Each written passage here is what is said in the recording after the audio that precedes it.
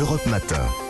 Dimitri Pavlenko. L'innovation sur Europe 1. Bonjour Anissa Mbida. Bonjour Dimitri, bonjour à tous. Ce matin, un projet qui pourrait faire beaucoup de bien. Dans un monde où les fausses informations pullulent, on aurait trouvé une façon de se vacciner contre la désinformation. Oui, alors c'est pas une piqûre, c'est une technique qui doit nous rendre un peu moins crédules et surtout moins sensibles à toutes les fake news.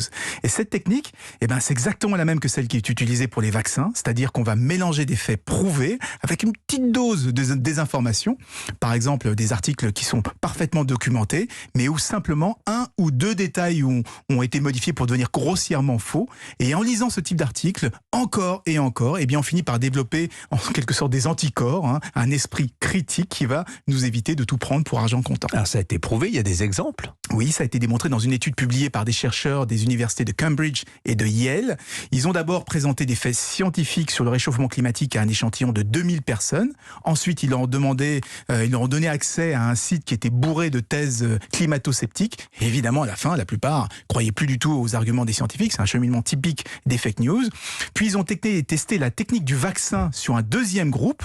Du coup, avant de leur montrer les sites climato-sceptiques, ils ont glissé plusieurs fausses informations dans les articles scientifiques, en expliquant aussi pourquoi certains avaient intérêt à manipuler des faits, à publier des choses fausses.